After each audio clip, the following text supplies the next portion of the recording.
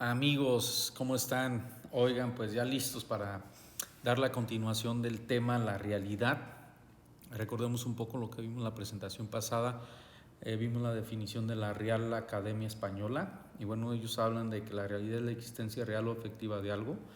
También otra de las definiciones es que la verdad es lo que ocurre verdaderamente, y la tercera de las definiciones es lo que es efectivo, tiene valor práctico, en contraposición de lo fantástico e ilusorio.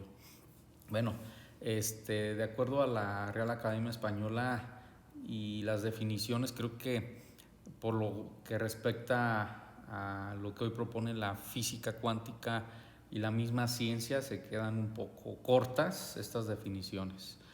Hablamos también de que algunos filósofos como Descartes proponían que también parte de la realidad son las cosas inmateriales, y él proponía ideas como el espíritu, que también él proponía que forman parte de esta misma realidad. Aristóteles, por su parte, afirmaba que la realidad es racional y que por lo tanto la realidad, o lo que más podemos acercarnos a la realidad, es lo que podemos ver con nuestros sentidos. Bueno, sin embargo, pues ya veíamos que nuestros sentidos están muy limitados.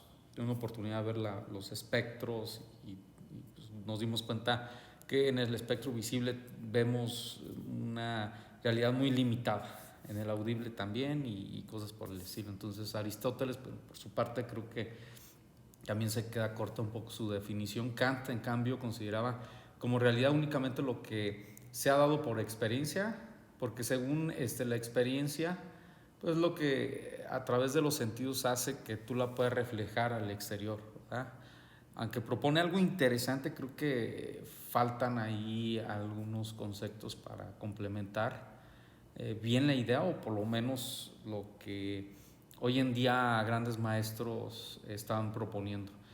Platón, por su parte, él en su alegoría de la caverna, recordemos la imagen que bueno, eran unas personas que estaban viendo una pared, donde básicamente estaban viendo una proyección que hacían personas que había atrás de una pared, y que ellos veían las proyecciones que estas personas, que con figuras les estaban pintando una realidad que no existía. Entonces se suponía que en esta alegoría se hablaba de que estas personas pues habían nacido, crecido ahí, que era lo único real que habían podido experimentar, y que pues bueno, ni siquiera podían voltear a los lados porque estaban atados de pies y manos, y al parecer el cuello también.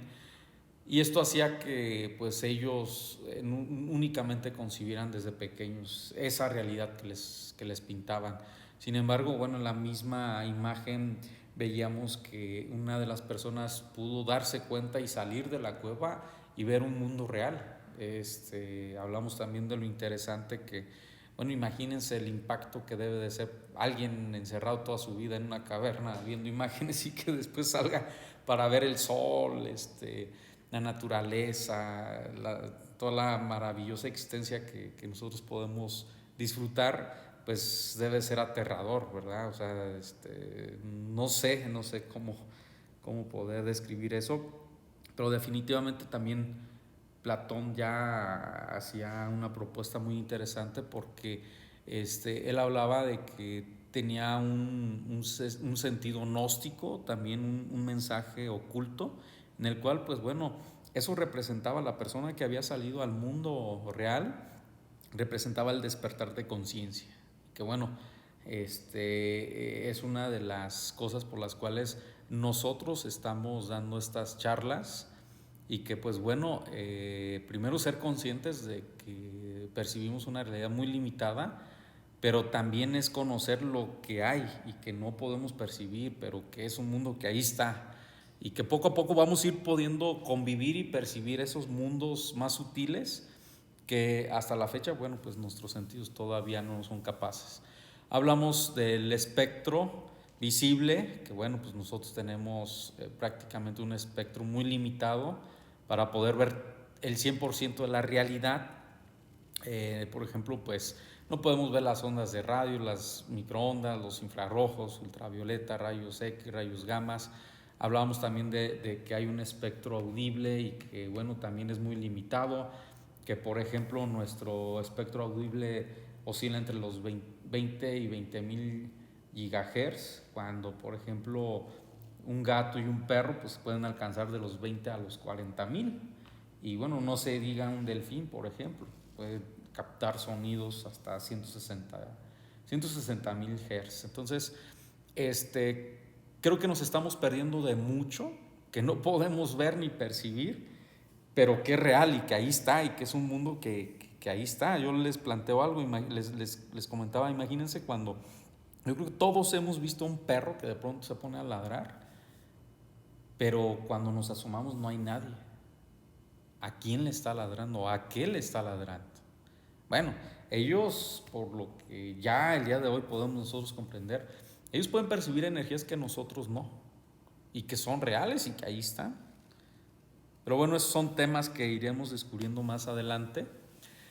Hablábamos de Masaru Emoto sobre este experimento bellísimo del agua que básicamente él pudo comprobar que la vibración afecta la composición atómica del agua, que cuando por ejemplo escuchaban una melodía armónica como la de Beethoven, la estructura atómica se expandía y formaba bellos cristales. Sin embargo, cuando escuchaban melodías como el heavy metal, la estructura se deformaba y se ponía fea, ¿verdad? Entonces, yo no tengo en contra nada de este tipo de música, sin embargo, bueno, es algo que ahí está demostrado científicamente.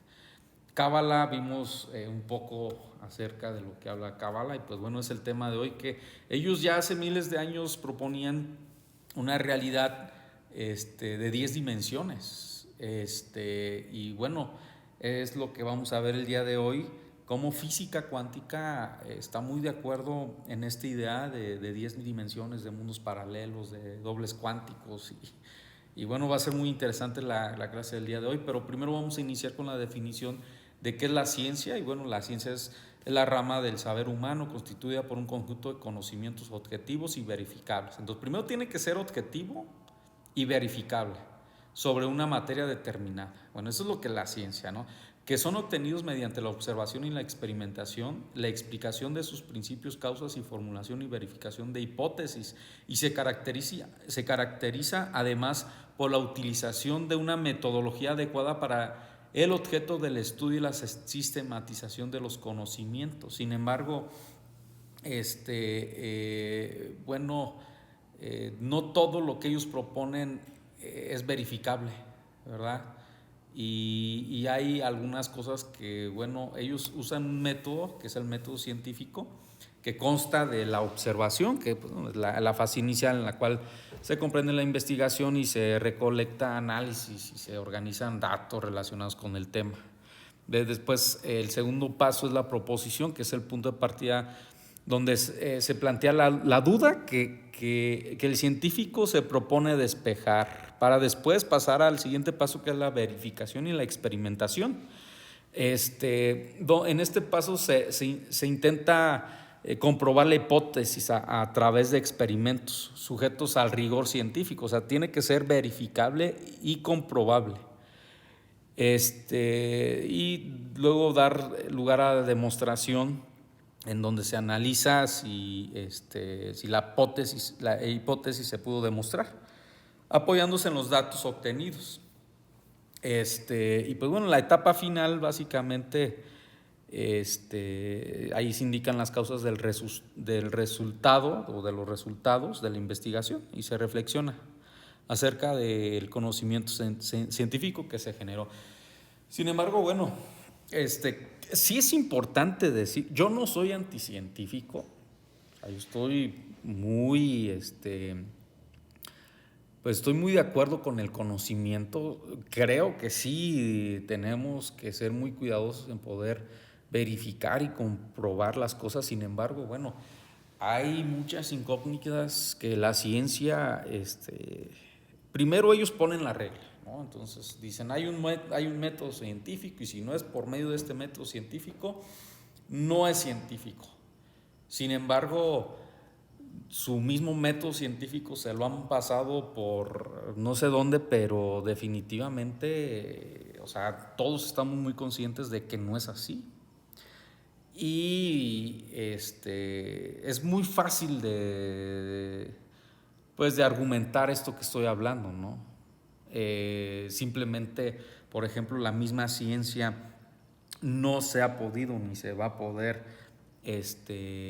no va a poder verificar o experimentar un Big Bang, por ejemplo, ¿verdad? Pues es imposible. Entonces, por eso ellos tienen teorías también y como cualquier otro conocimiento, otra religión, tiene sus adeptos y sus adeptos pues tienen mucha fe en estas teorías y después les dicen el día de hoy que una cosa es de cierta manera y en el día de mañana que es de otra, ¿no? ¿Cuántas veces, por ejemplo, yo les comentaba de un científico que él había recibido un premio por haber comprobado supuestamente algo? Sin embargo, le tuvieron que quitar el premio y pues devolver el premio. O sea, entonces, pues definitivamente con esto nos damos cuenta que la ciencia pues no es 100% ética. Creo que hay muchas cosas que ellos mismos no han podido demostrar y que todavía pues no hay alguien que se atreva a desmentir o qué sé yo. Yo no sé, pero la verdad es que cada vez que nos dicen es que está comprobado científicamente, damos por hecho que ya las cosas son así. Sin embargo, la misma ciencia se ha retractado en muchas veces, en muchas ocasiones. Lo que hace 100 años planteaban el día de hoy no tiene nada que ver con lo que planteaban los científicos de ese entonces. Entonces, este caso del premio Nobel, que le tuvieron que quitar a este científico el premio Nobel, pues es una de las cosas que sí tenemos que tener conscientes y que, bueno, aunque sea científico entre comillas, pues tenemos que estar muy atentos a si en realidad lo que nos dicen ser es. Bueno, yo no soy muy experto en las teorías, sin embargo, pues todo el mundo sabemos que hay teorías y hay cuatro pues, muy importantes o básicas sobre la existencia del universo. Una es la teoría del Big Bang, que habla de una explosión; la teoría inflacionaria, que habla de un universo que se expande; la teoría del estado estacionario, bueno, pues, su nombre lo dice; y la teoría del universo oscilante. Sin embargo, yo quiero hacer referencia a la teoría M o de cuerdas, ¿verdad? Que es una teoría que, bueno, en 1974 fue propuesta por Joel y John, y ellos publicaron un artículo en el cual pues demostraban que la teoría estaba basada en objetos unidimensionales o cuerdas en lugar de partículas. Recordemos que, bueno, hasta hace poco tiempo la ciencia hablaba de que, por ejemplo, había átomos que componían toda la materia, pero después, cuando investigaron más, se dieron cuenta que había partículas más pequeñas que los llamaron quarks, y después se dieron cuenta que había partículas más pequeñas, que es la nueva propuesta que ellos la llaman cuerdas. Y bueno, ellos proponen que son una especie de cuerdas o ligas y que básicamente es energía en vibración, ¿verdad? Esta teoría, bueno, su origen proviene de las ecuaciones de Einstein, básicamente, pero es una unificación de física cuántica y la teoría de la relatividad que propone Einstein. Entonces, es una teoría muy interesante que hoy en día la mayoría pues de la cúpula científica acepta, ¿no? Básicamente ellos hablan de la existencia de 10 dimensiones, de las cuales una es temporal. Y bueno, En esas dimensiones estarían las propias cuerdas, creando toda esta realidad. Me gustaría ver un video con ustedes para entender más este concepto y después lo platicamos. La teoría de cuerdas en 7 minutos. La idea en síntesis. Érase una vez un mundo en el que los físicos tenían un problema muy gordo con la gravedad. Mientras el resto de interacciones se dejaban domar por las leyes cuánticas, las leyes más profundas que conocemos, la gravedad se resistía. Los físicos no sabían cómo unir las fuerzas más fundamentales bajo las mismas normas. Muchas soluciones fueron propuestas, entre ellas la idea de que las partículas más elementales del universo no son objetos puntuales, sino que son objetos extensos. Así se abrió la puerta a una de las candidatas a teoría del todo más importantes del momento, la teoría de cuerdas. Antes de nada, que queden 2 cosas claras. La primera es que todo lo que viene a continuación no ha sido confirmado experimentalmente. Puede ser que el mundo real sea muy distinto. La segunda es que no hay una sola teoría de cuerdas. La teoría de cuerdas es un marco teórico. 5 realizaciones de la idea se engloban aquí, pero la idea general se puede entender con 3 ingredientes esenciales. Uno es la cuerda, un filamento diminuto que, dependiendo de cuánto vibre, genera cada una de las partículas elementales que conocemos, todos los componentes de la realidad a partir del mismo objeto. Las cuerdas también explican cómo las partículas interaccionan. En ciertos modelos, las partículas del modelo estándar, las que conocemos y las que estamos hechos, estarían representadas por cuerdas abiertas, mientras que el gravitón, la elusiva partícula que media la gravedad, estaría representada por una cuerda cerrada. 2 cuerdas abiertas pueden combinarse para dar lugar a una sola cuerda abierta, o partirse por la mitad para formar 2. Así se explicaría cómo interaccionan las partículas que conocemos, por ejemplo, cómo los electrones se repelen. Por otro lado, una cuerda abierta podría plegarse de modo que emita una cuerda cerrada. Así sería como la materia emite gravitones, cómo crea campos gravitacionales. Las cuerdas deben ser objetos terriblemente pequeños, ya que ningún experimento del mundo las ha detectado. De hecho, puede que sean tan pequeñas que tengamos que buscar rastros de ellas en el universo primitivo, cuando la energía era tan brutalmente alta que podían manifestarse. Pero vayamos con el segundo ingrediente, las dimensiones extra. Pongamos a vibrar a las cuerdas en las 3 dimensiones del espacio. De estas vibraciones surgirán las distintas partículas y cómo estas partículas interactúan con la gravedad. ¿El resultado? Desastroso. La gravedad sigue sin comportarse bien a nivel cuántico cuando está con el resto. ¿Cómo arreglarlo? ¿Y si cambiamos la forma en la que las cuerdas vibran, aumentando las dimensiones del espacio? El caso es que seguimos teniendo un desastre aumentando las dimensiones a 4, 5, 6... Es necesario tener, para la mayoría de teorías de cuerdas, 9 dimensiones espaciales para que la gravedad se porte bien. Pero nuestro mundo claramente tiene 3 dimensiones, así que ¿dónde están las demás? Es aquí cuando llega la idea de la compactificación. Imagina que ves un cable de lejos. Parece que tiene una dimensión, ¿verdad? Sin embargo, si te acercas mucho, notas que es cilíndrico, que podrías moverte sobre la superficie del cable. Una dimensión más. Puede que a nuestro mundo le pase lo mismo, que parezca tridimensional a nuestras escalas, pero si fuéramos a tamaños muy pequeños, nos percatáramos que hay más dimensiones, 6 dimensiones ocultas en diminutos espacios compactos, plegados de una cierta manera, que llamamos la compactificación. En estos espacios no solo habitan cuerdas, también vive nuestro tercer ingrediente, las branas. La cosa es que los físicos se dieron cuenta de que las cuerdas abiertas tenían que acabar en alguna parte, tenían que estar ancladas a un objeto que, además, llena todo el espacio, las branas. Esta en concreto es una 2-brana, porque tiene 2 dimensiones, pero las distintas teorías de cuerdas predicen la existencia de branas de diversas dimensiones, que incluso se estiran por las dimensiones extra. Además, estas branas podrían ser capaces de intersecar con otras branas, lo que daría más libertad a las cuerdas unidas a ellas. Ahora pueden tener un extremo amarrado a una brana y el otro extremo a otra, lo que confiere a la cuerda nuevas propiedades. Por ejemplo, puede que una brana dote a la cuerda de carga eléctrica, mientras que la otra la dote de carga de color. Entonces la cuerda se comporta como un quark. La idea es que los electrones, los neutrinos, los quarks, los fotones, todas las partículas de nuestro universo podrían ser cuerdas, cada una ancladas con distintas branas, teniendo así sus diferentes características. Ahora sí, tanto la estructura de las branas como la forma en la que el espacio en estas dimensiones extra está compactificado va a afectar a cómo vibran las cuerdas, van a influir en el número de partículas que haya, o cuáles sean sus masas, o cuán fuerte es su interacción. La compactificación ayuda a determinar cuáles son las leyes de nuestro universo. Y aquí están los físicos trabajando, porque no hay una manera única de compactificar 6 dimensiones. No se conocen aún los números exactos, pero la idea es que hay tropecientas compactificaciones distintas igual de válidas, cada una generando sus propias leyes.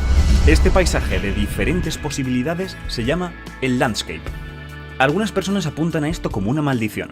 La teoría debería decirte de una cuál es nuestra compactificación y cuáles son las leyes de nuestro universo, no poner sobre la mesa una cantidad ingente de posibilidades.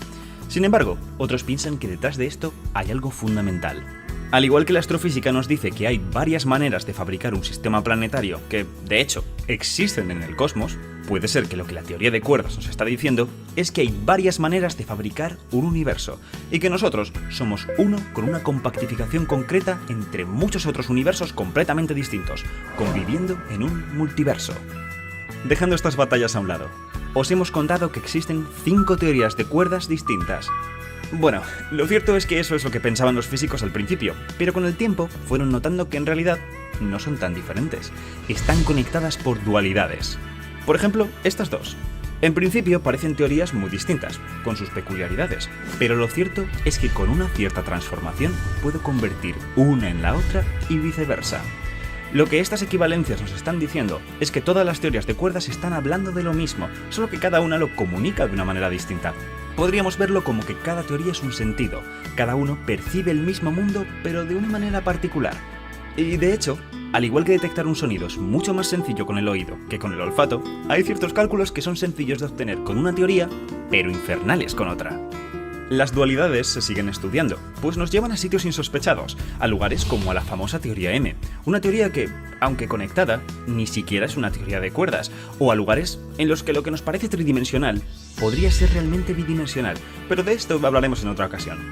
Sin duda, las predicciones de la teoría de cuerdas son increíbles, pero, y aquí va la gran pregunta, ¿serán las reglas más fundamentales de la realidad? No lo sabemos, y aún tardaremos mucho en averiguarlo. Así que pongámonos a trabajar, descubramos todas las maravillas que esta idea puede darnos y que la naturaleza diga la última palabra. ¡Hey! Si quieres que te avisemos cuando saquemos el próximo vídeo... Bueno, para compartir un poco de esto, es básicamente, ellos hablan de cuerdas, la cual pues gracias a esta estructura se pueden crear bastantes realidades, ¿no? Más adelante vamos a ver un poco más de esta propuesta de la teoría M o teoría de cuerdas, donde, bueno, hablan específicamente del entrelazamiento cuántico, que pues fue un término introducido en 1935 para describir un fenómeno de la mecánica cuántica que se demuestra en los experimentos, pero que inicialmente no se comprendió bien su relevancia para la física teórica. Es un conjunto de partículas entrelazadas en un término técnico en inglés que no puede definirse como partículas individuales con estados afinados, sino con un sistema con una fusión onda única para todo el sistema. Bueno, básicamente ellos hablan de que sí es posible que un objeto esté al mismo tiempo en dos lugares, y a esto lo llaman entrelazamiento cuántico. También hablan de que tiene que ver con que dos objetos estén en el mismo lugar al mismo tiempo.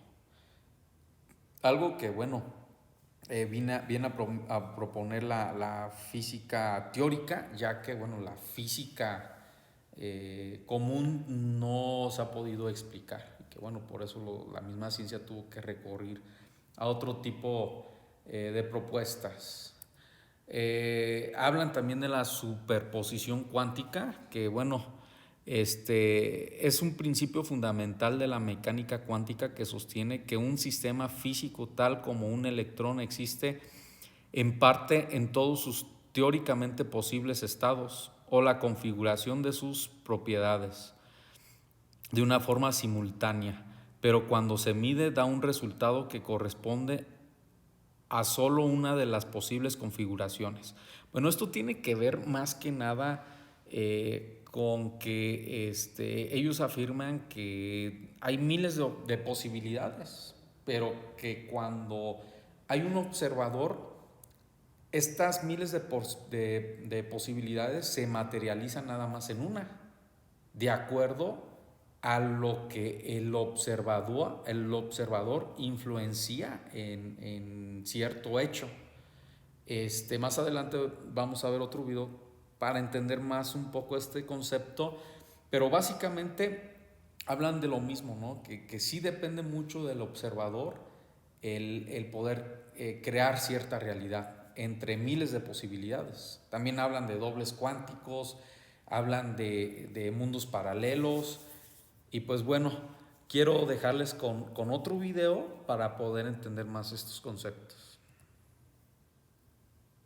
Parte de este video es auspiciado por Norton 360. La mecánica clásica es excelente si conoces el estado de un sistema, digamos la posición y la velocidad de una partícula. Entonces puedes usar una ecuación, la segunda ley de Newton, para calcular lo que hará esa partícula en el futuro. En mecánica cuántica, si conoces el estado cuántico de una partícula, es decir, su función de onda, puede usar la ecuación de Schrödinger para calcular qué hará esa partícula en el futuro. Por lo general, se extiende con el tiempo, como lo está haciendo aquí. Para hacer esta animación, realmente resolvimos la ecuación de Schrödinger. Entonces, hay una hermosa simetría aquí. Si conoces el estado inicial, puedes usar una ecuación para evolucionar ese estado sin problemas y continuamente hacia el futuro. El problema es que, en mecánica cuántica, nunca observamos a la función de onda así. En cambio, cuando la medimos, encontramos la partícula en un solo punto en el espacio. Entonces, ¿cómo vamos a conciliar la función de onda extendida que evoluciona lentamente bajo la ecuación de Schrödinger con este punto de la detección de partículas? Creo que es comprensible que cuando los fundadores de la teoría cuántica abordaron este problema, consideraron que la medición era más real que la función de onda. Después de todo, la medición fue algo que realmente habíamos observado y coincide con nuestra experiencia de un mundo de partículas de materia. Era más difícil decir cuál era exactamente la función de onda. Schrödinger formuló su ecuación de onda porque los científicos, especialmente de Broglie, sospecharon que la materia tiene propiedades similares a las ondas, pero se necesitó un tercer físico, Max Born, para proponer cómo debemos interpretar la función de onda. En cada punto del espacio, la función de onda tiene una amplitud compleja, esencialmente un número real más un número imaginario. Max Born sugirió que, si tomas esa amplitud y la elevas al cuadrado, obtienes la probabilidad de encontrar la partícula allí. El hecho de que tenga que elevar al cuadrado la amplitud en realidad aparece como una nota al pie en el artículo de Born, pero así fue como se introdujo la probabilidad en el núcleo de nuestra imagen de la realidad. Es un salto filosófico bastante grande. Quiero decir que el universo ya no es determinista. Esto hizo que muchos científicos, especialmente Einstein, se sintieran incómodos. Pero la regla de Born, como se la llama ahora, sigue siendo el núcleo de la mecánica cuántica porque tiene un éxito espectacular al predecir los resultados de los experimentos. Entonces, la forma en que se entendió la mecánica cuántica y la forma en que yo la aprendí es que hay dos conjuntos de reglas. Cuando no se está mirando, la función de onda simplemente evoluciona de acuerdo con la ecuación de Schrödinger. Pero cuando se está mirando, cuando se realiza una medición, la función de onda colapsa repentina e irreversiblemente. Y la probabilidad de medir cualquier resultado particular está dada por la amplitud de la función de onda asociada con ese resultado al cuadrado. Ahora, el propio Schrödinger odiaba esta formulación, razón por la cual inventó el famoso experimento teórico del gato de Schrödinger. Pon un gato en una caja con un átomo radioactivo. Agrega un detector de radiación que activa la liberación de gas venenoso de cianuro. Bien, aunque era solo un experimento teórico, Schrödinger señaló útilmente que este dispositivo debe estar asegurado contra la interferencia directa del gato. El objetivo del experimento es ampliar el estado del átomo hasta el estado de algo macroscópico y tangible. Podría haber elegido cualquier cosa, no tenía que estar vivo, pero Schrödinger prefirió un gato. Si el átomo se desintegra, el dispositivo detecta radiación, libera el veneno y el gato muere. Si el átomo no se desintegra, el dispositivo no detecta la radiación, no se libera veneno y el gato permanece vivo. Dado que el estado del gato y el aparato detector están directamente vinculados al estado del átomo, decimos que están entrelazados. Las cosas se ponen raras cuando, según la mecánica cuántica, el estado del átomo no tiene que estar desintegrado ni no desintegrado. Generalmente esta es una superposición de ambos, desintegrado y no desintegrado al mismo tiempo, suponiendo que no se hayan realizado mediciones. Este estado de superposición del átomo se entrelaza con el detector y luego con el gato. Entonces, después de un tiempo, la función de onda de todo dentro de la caja está en una superposición. Si el átomo no se ha desintegrado, el veneno no se ha liberado y el gato está vivo. Y si el átomo se ha desintegrado, el veneno se ha liberado y el gato está muerto. Entonces, según la mecánica cuántica, el gato realmente está vivo y muerto al mismo tiempo. Solo cuando abrimos la caja y hacemos una medición, la función de onda colapsa y el gato se vuelve vivo o muerto. En estos días, el gato de Schrödinger se usa como una forma de mostrar cuán extraña es la mecánica cuántica. Pero ese no era el punto de Schrödinger. Él quería mostrar que la mecánica cuántica, así como estaba formulada, estaba mal. Entonces, retomando el argumento de Schrödinger en este video, quiero mostrar que hay una mejor manera de pensar sobre el gato de Schrödinger. De hecho, una mejor manera de pensar la mecánica cuántica, y creo que es más lógica y consistente. Para llegar allí, debemos examinar los tres componentes esenciales del gato de Schrödinger: superposición, entrelazamiento y medición, para ver si alguno de ellos es defectuoso. La superposición es la idea de que los objetos cuánticos pueden estar en dos estados diferentes al mismo tiempo. Esto parece una idea alocada y algo que nunca observaríamos, pero que hacemos indirectamente con el experimento de la doble rendija. Si disparas electrones individuales a través de dos ranuras sobre una pantalla, el patrón que vemos no es solo la suma de electrones que pasan por separado a través de una ranura y la otra, es un patrón de interferencia. Nos vemos obligados a concluir que un solo electrón, de alguna manera, atraviesa una ranura y la otra ranura simultáneamente. Esto es superposición. Por supuesto, es fácil de entender la superposición con ondas, porque se extienden en el espacio. Y está claro cómo el pico de la onda de una ranura se cancela con la onda de la otra ranura para producir el patrón de interferencia.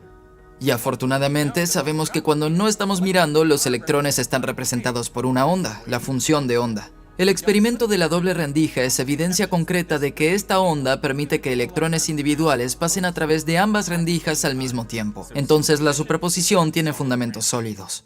El siguiente concepto es el entrelazamiento. Consideremos dos electrones disparados uno hacia el otro con velocidades iguales y opuestas. Sabemos que se dispersarán entre sí, pero no sabemos exactamente cómo. Sus trayectorias están dadas por funciones de onda extendidas que solo nos dan probabilidades. Pero tan pronto como medimos el momento de uno de los electrones, inmediatamente sabemos el momento del otro, que debe ser igual y opuesto. De lo contrario, se violaría la conservación del momento. Ahora, esto puede parecer obvio, pero considera que antes de la medición, el momento de cada electrón estaba en una superposición de estados. Medir uno instantáneamente colapsó la función de onda del otro. Y esto sería cierto incluso si esos electrones estuvieran separados por años luz. Estos electrones están entrelazados.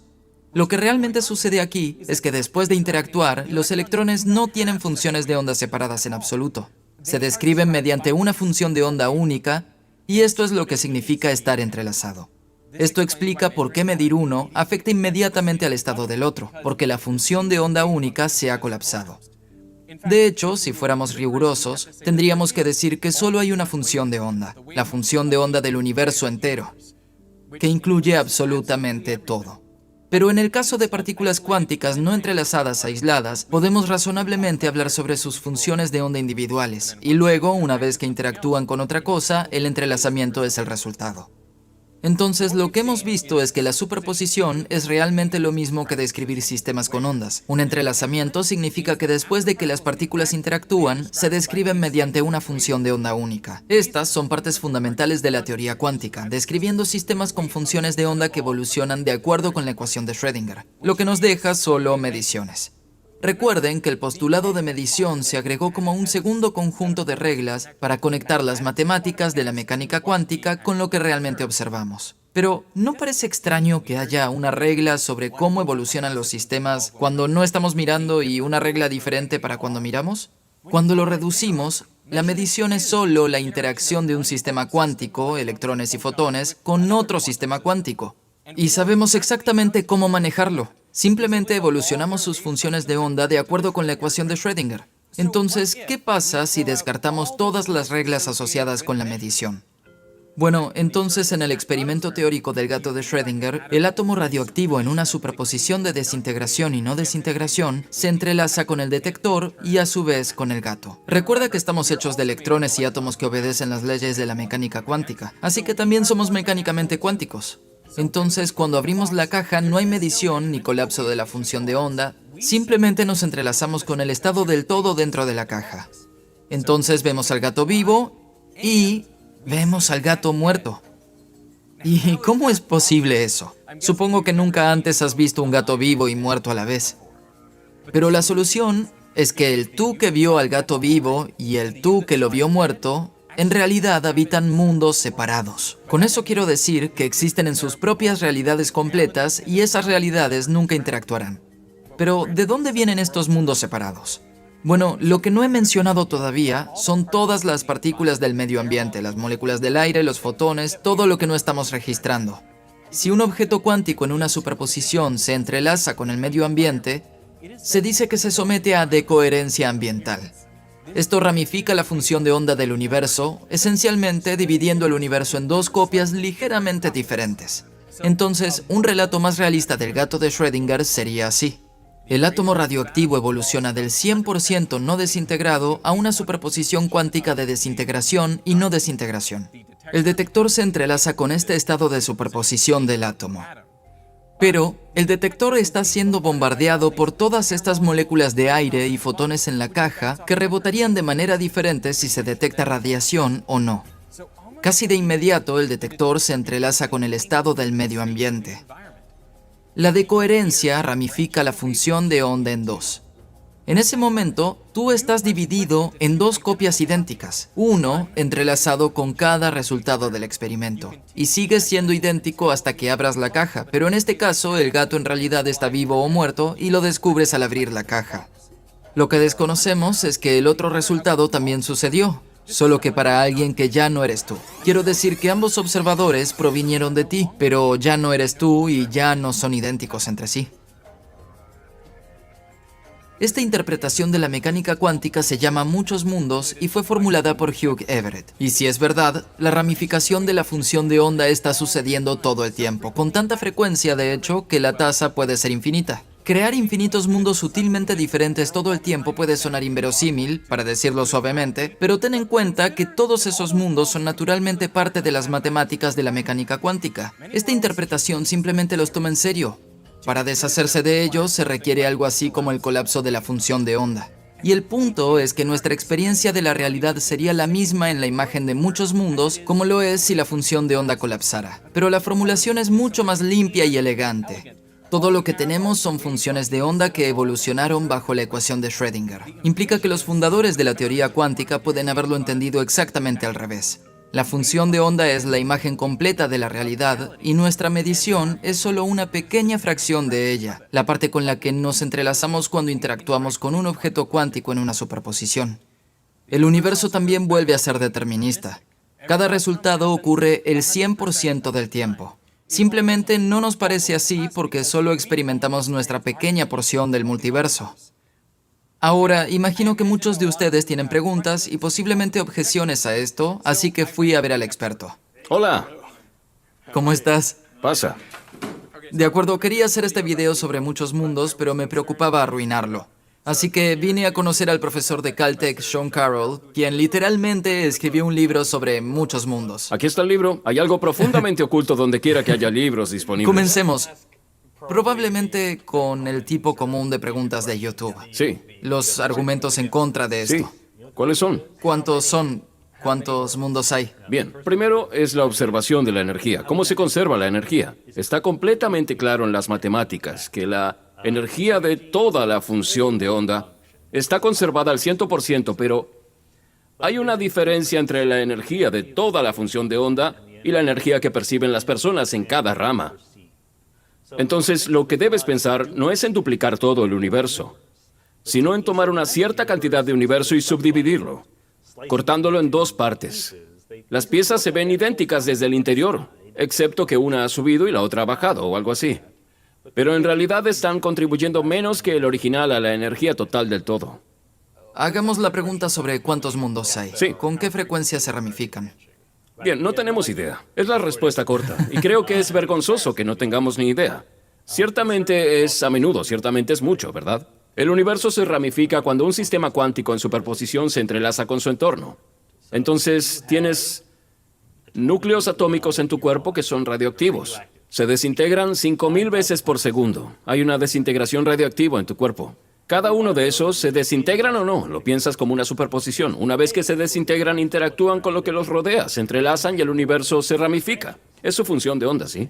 Entonces la ramificación ocurre muchas veces por segundo solo porque hay una desintegración radioactiva en tu cuerpo. Ahora bien, a menudo está sucediendo infinitamente. No lo sabemos, porque no sabemos si el número total de ramas posibles es infinitamente grande o finito. Es inmenso, en cualquier tramo hay mucho espacio para que existan todas esas ramas. Y bien, podría ser finito, pero los detalles dependen de cosas que no entendemos sobre la gravedad cuántica, la cosmología y la teoría del todo y esas cosas. Así que es un número grande, pero no sabemos cuánto. Tenemos la idea errónea de que muchos mundos significa que sucede todo lo que podría suceder. Sí, eso no es cierto. Muchos mundos significa que la función de onda obedece a la ecuación de Schrödinger. La ecuación de Schrödinger predice que muchas cosas podrían suceder potencialmente, pero no todo.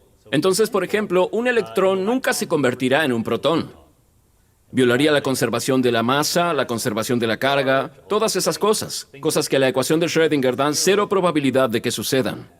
¿Qué tal convertirte en presidente? Sí, eso podría suceder. ¿Hay un mundo en el que eres presidente? Hay un mundo... Bueno, para ser súper claro, no sería yo el presidente, sería una versión de mí. Correcto. ¿Verdad? Pero una vez que ocurre la ramificación, son dos personas separadas. Pero hay una versión tuya en la que eres presidente. Sí, es cierto. Y estarás tuiteando. Sería un mundo de muy baja amplitud. Es una probabilidad muy pequeña, pero está ahí, sí. Quiero decir, creo que esta es la forma en que se siente más complicado o más ridículo que Copenhague, porque para Copenhague es como si fuera un solo mundo. Así es. Esto es lo que experimentas y... Pero mira, el universo, el viejo universo, olvídate de la mecánica cuántica, ¿de acuerdo? Al igual que el cosmos, donde vemos todas las galaxias y todo eso, no vemos todo el universo. Vemos una cantidad finita porque la luz se mueve a la velocidad de la luz y es un lugar más allá del cual no podemos ver. ¿El universo podría ser infinitamente grande? No lo sabemos. Ciertamente el universo es muy posible que sea infinitamente grande. Es posible que todo en el universo se parezca más o menos a lo que vemos con las galaxias, las estrellas y todo lo demás.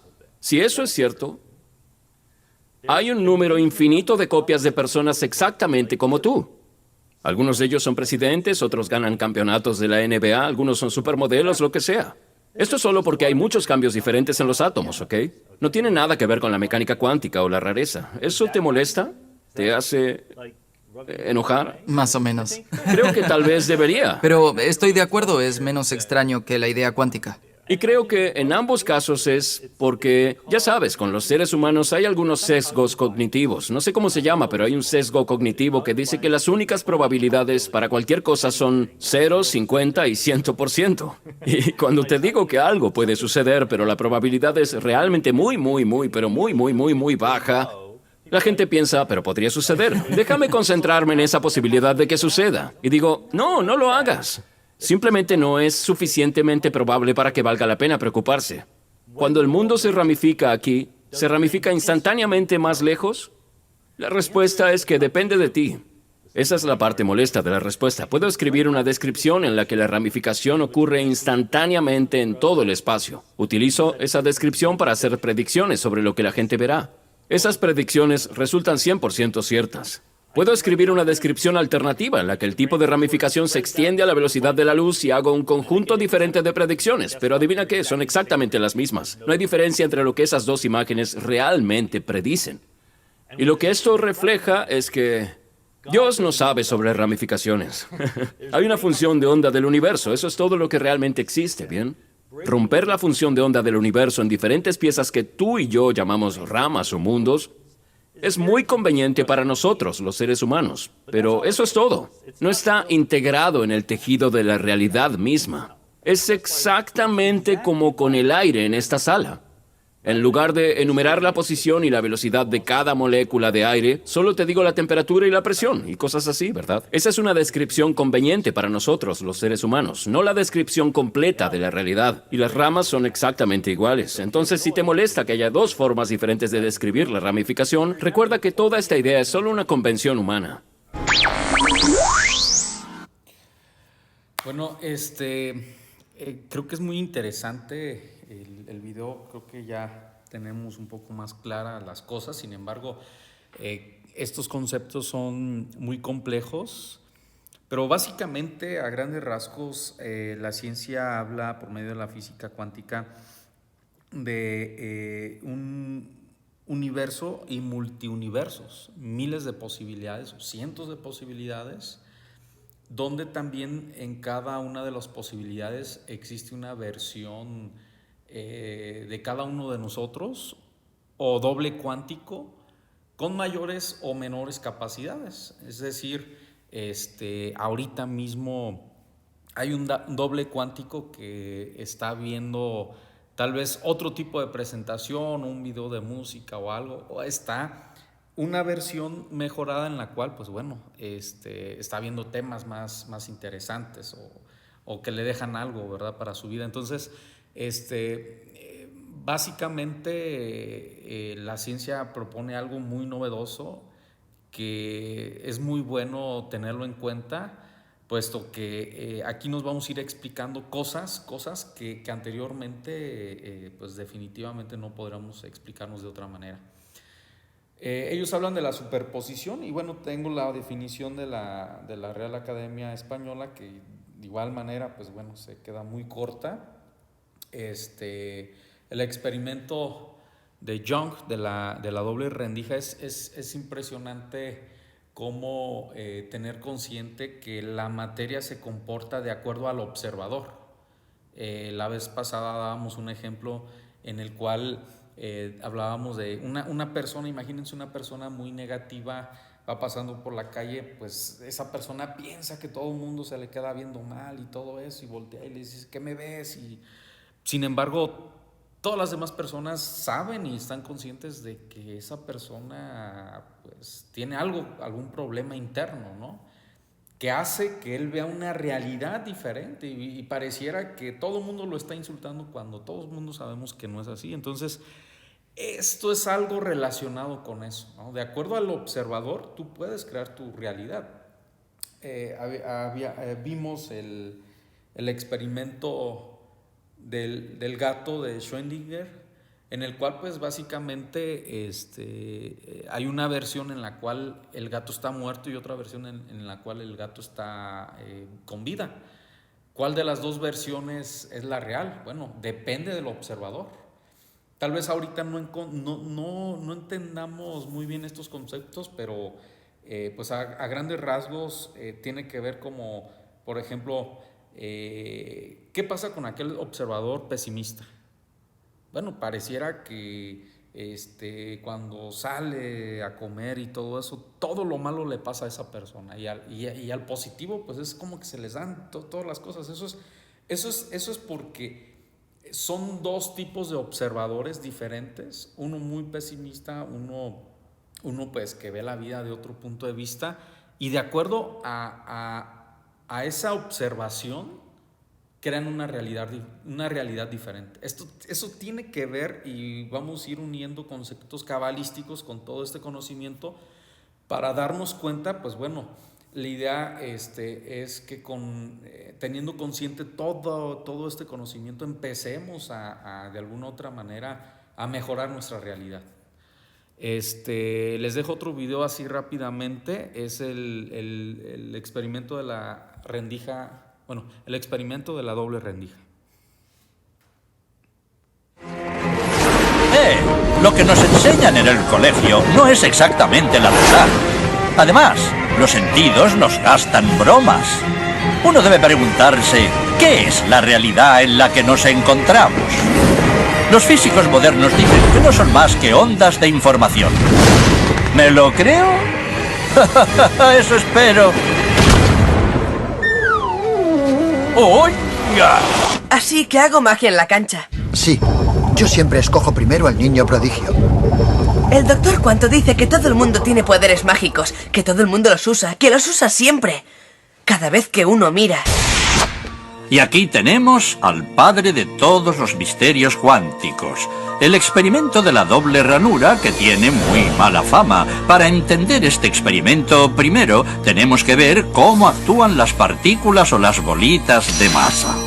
Si disparamos al azar un objeto pequeño, canicas por ejemplo, hacia la pantalla, vemos reflejado un patrón en la pared de detrás en la que han rebotado tras pasar por la ranura. Y ahora, Si añadimos una segunda ranura, lo lógico es esperar ver una segunda franja en la pared de detrás. Ahora, probemos con ondas. Las ondas alcanzan la ranura, se propagan y llegan a la pared de detrás, donde tienen mayor intensidad justo enfrente de la ranura. La franja de resplandor demuestra precisamente esa mayor intensidad. Es un efecto similar al de la franja que dibujan las canicas. Pero cuando añadimos la segunda ranura, ocurre algo distinto. Si la parte superior de una onda choca con la inferior de otra, se eliminan entre ellas. De esta forma, en la pared obtenemos un patrón de interferencias. Donde chocan las dos partes superiores hay más intensidad, las líneas resplandecientes, y donde se eliminan no hay nada. Así pues, cuando lanzamos algo, es decir, materia, a través de dos ranuras, obtenemos esto, dos franjas de golpes. Pero con ondas, el resultado es un patrón de interferencias con muchas franjas. Muy bien, de momento. Vamos a ponernos cuánticos. Un electrón es un pedacito minúsculo de materia, como una canica diminuta. Lancemos una ráfaga a través de una ranura. Se comportan como las canicas, solo una franja. Si lanzamos estos pedacitos minúsculos a través de dos ranuras, tendrían que dibujarse, como en el caso de las canicas, dos franjas. ¿Qué? Un patrón de interferencias. Hemos lanzado electrones, pedacitos de materia. Pero aparece un patrón como con las ondas, no como con las canicas. ¿Cómo? ¿Cómo pueden trozos de materia generar un patrón de interferencias como una onda? No tiene sentido. Pero los físicos son muy inteligentes y pensaron, quizá las bolitas rebotan unas contra otras y crean ese dibujo. Y decidieron lanzar los electrones de uno en uno. Así no podían afectarse unos a otros. Pero estuvieron así una hora y vieron aparecer el mismo patrón de interferencias. No podemos ignorar la conclusión. Cada electrón sale como partícula. Se convierte en una onda de posibilidades, pasa por las dos ranuras e interfiere consigo mismo hasta que golpea la pared como partícula. Pero matemáticamente es aún más curioso. Pasa por las dos ranuras y por ninguna. Pasa por una y por la otra. Todas estas posibilidades están superpuestas las unas con las otras. El experimento desconcertó muchísimo a los físicos, tanto que decidieron mirar con atención para decidir por qué ranura pasaba en realidad el electrón. Pusieron un dispositivo de medición junto a la pantalla de las dos ranuras para ver por cuál pasaba y lanzaron el electrón. Pero el mundo cuántico es mucho más misterioso de lo que podían haberse imaginado. Cuando miraron, el electrón volvió a comportarse como una canica pequeña. Dibujó un patrón de dos franjas, no un patrón de interferencias. La misma acción de medir u observar por qué ranura pasaba conllevó que solo pasara por una, no por las dos.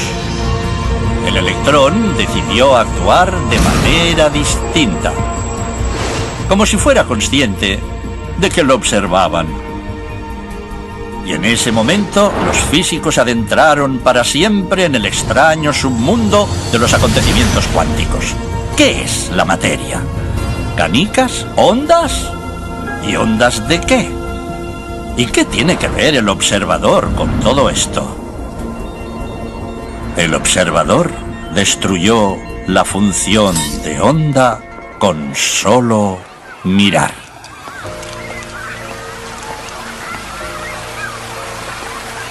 Nosotros somos siempre el observador, pero a veces nos identificamos tanto con los acontecimientos que incluso perdemos el aspecto del observador. Por eso el materialista se pierde y piensa que podemos pasar sin el observador. Los datos físicos demuestran que un objeto es una simplificación de lo que llamamos el entorno. Cuando nos fijamos en las partículas atómicas y subatómicas, o en la materia atómica o subatómica en cualquier forma, descubrimos que nuestra manera de observar y la elección de lo que queremos examinar cambian las propiedades de lo que vemos en lo que llamamos el entorno. Eso es el observador. Algo tan complicado para el entendimiento. El mundo descabellado y extraño de las partículas cuánticas y de sus reacciones.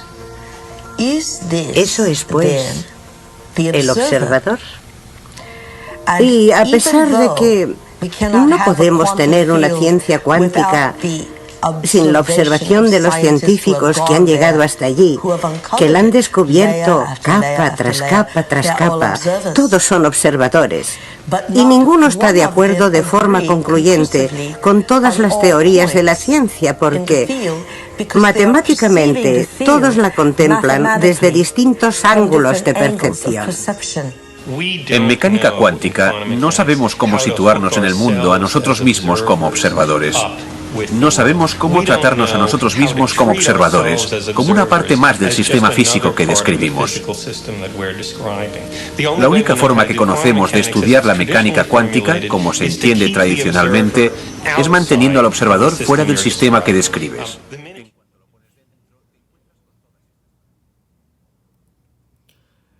Bueno, es súper interesante este pequeño documental o video, donde, bueno, básicamente los científicos, al hacer varios ejercicios con partículas, pues ellos vieron cómo las partículas se comportaban de diferente manera por el simple hecho de poner un sistema de medición o un observador como tal.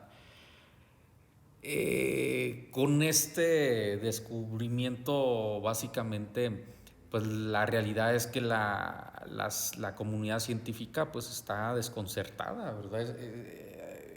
Es algo que ellos no esperaban y que básicamente pues les crea más dudas, ¿no?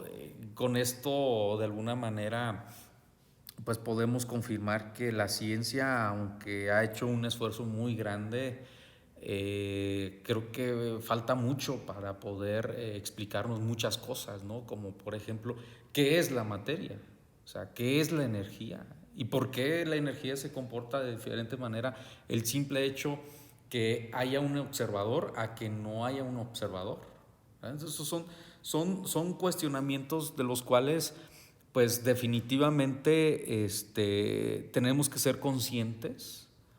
Porque pareciera que cuando nos hablan de que cuando algo es demostrado científicamente, hay una puerta que abrimos dentro de nuestro cerebro para confirmar que todo lo que nos dicen bajo esa bandera es aceptado y es real. Sin embargo, la verdad es que la ciencia está muy lejos de responderse inclusive planteamientos que ellos mismos se han hecho, como por ejemplo la teoría del Big Bang, de dónde venimos, qué es la materia, qué son las partículas. Con esto, pues bueno, confirmamos que definitivamente, aunque ha habido un gran avance, pues la ciencia de todos modos está muy, muy en pañales, pues. Hay un documental que, bueno, aquí ya vamos a empezar a hablar cómo cábala y física cuántica están muy acordes a diferentes planos, a otros niveles de existencia, a otras dimensiones, a lo que se llama la superposición cuántica, que un objeto puede estar en dos lugares al mismo tiempo y cosas por el estilo. Y pues bueno, les dejo un largometraje que se llama ¿Qué rayos sabemos? Donde bueno, se reúnen varios científicos con el doctor Michael Lightman de Israel, que bueno, él es un cabalista y que bueno, por primera vez en tiempos modernos, él hizo una propuesta de de poder reunirse con ellos y poder argumentar con estos textos sagrados cosas que la física cuántica apenas estaba planteando, ¿no? Y él, por medio de este largometraje, ahorita vamos a pasar un fragmento, pero hay un largometraje que dura bastante, 1 hora, 1 hora y media. Se los voy a enviar, o voy a poner la liga aquí en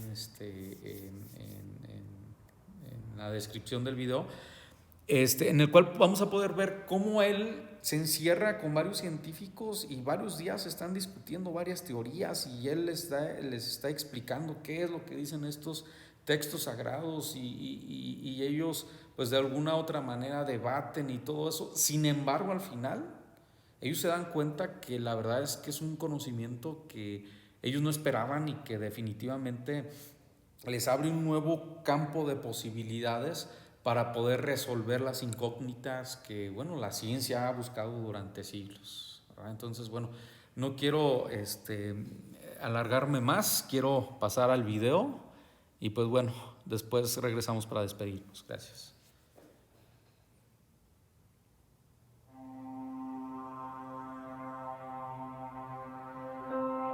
When I first made the correlations between Kabbalah and science, I was stunned. We do know that Isaac Newton had access to certain mystical texts, certain texts of the Kabbalah. Well, the Kabbalistic description of creation is coming from a single little point, from a speck, and of having matter form and time and space form all together at the very beginning. This sounds very much to me like the description of the Big Bang. I couldn't believe that the Kabbalists could derive these truths without really knowing any mathematics or physics. It is certainly true that in string theory, the number 10 is the dimension of space-time for supersymmetrical string theories, and 26 for bosonic string theories stand out as a requirement of the mathematics. All the things that could destroy string theory, all the things that do destroy every rival theory to string theory, they are all eliminated in precisely 10 and 26 dimensions. These dimensions are magic. We physicists don't know where these dimensions come from. The Zohar says those things. It could just have been a lucky guess. I don't know. The Zohar speaks of impure fats and pure fats, and that relates very well to modern medicine's view of the two types of cholesterol. Now you tell me, how come that's the only text for 2,000 years old can have that kind of information so clearly there? They knew things about the universe that took us till now to discover. I think it's rather intriguing that the Zohar mentions cholesterol and mentions the liver and bile. What I like about Kabbalah is that it has a rather profound view of a creator, of a divine being that transcends all possible notions that we could have. There can be an interface between science and spirituality. The Zohar's notion that light is a realm of no time and no space is quite consistent with special relativity. What's been stopping it so far are, number one, the lack of a good concept, and I think the Kabbalah is offering that now in the context of modern science, and two, a reticence on the part of both scientists and people in religion to mix the two. It's rather amazing, this uncanny reflection of some of the most advanced cosmology coming from our satellites, coming from our atom smashers, coming from our blackboards, that are mirrored in the Zohar and ancient Kabbalistic texts.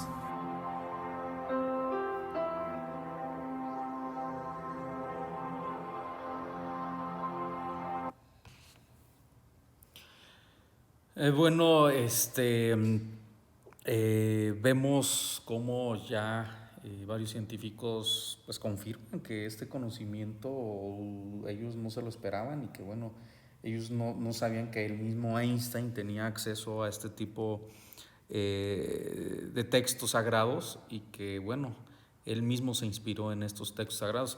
Hablamos de que es un conocimiento muy amplio, tan amplio que bueno, te puede explicar todas las preguntas existenciales, ¿no? Como quiénes somos, de dónde venimos, por qué estamos aquí, qué es lo que tenemos que hacer y pues bueno, por qué hay un universo tan vasto y tan grande y para qué fue creado. Entonces, También trae respuestas a incógnitas mismas que la misma ciencia no se puede responder hasta la fecha. Sin embargo, es increíble cómo hace más de 4,000 años ya los cabalistas tenían este tipo de respuestas a muchas incógnitas que hasta la fecha, pues bueno, de alguna u otra manera la humanidad no se ha podido contestar. Recordemos que compartíamos que uno de los textos más emblemáticos de Cábala es el Sefer Yexirat, y pues bueno, fue escrito por el patriarca Abraham. Desde esos tiempos ellos ya hablaban de que podían de una u otra manera manipular toda la realidad y su realidad.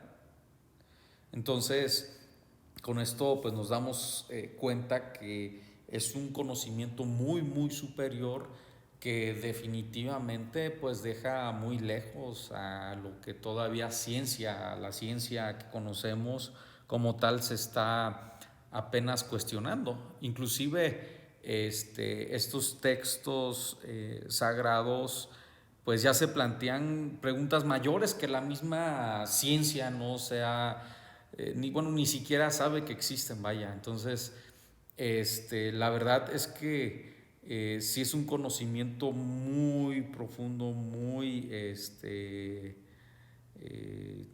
pues que tiene un mensaje muy, muy, muy, muy fuerte, muy profundo, que también cabe recalcar que no es para cualquiera, y no me refiero a que tengamos que ser doctos en ciertos temas o que tengamos que tener bastante conocimientos en diferentes materias o tengamos que ser multidisciplinarios, ¿no? Simplemente este conocimiento, que es el conocimiento de los conocimientos, pues hay que tener un corazón humilde, hay que practicar la bondad, el amor, cosas por el estilo, porque los grandes maestros cabalistas hablan que eso amplía nuestro espectro visible y empezamos a ver no con ojos físicos, empezamos a ver con ojos espirituales, cosas reales de la existencia que están ahí pero que no las podemos ver todavía ni percibir.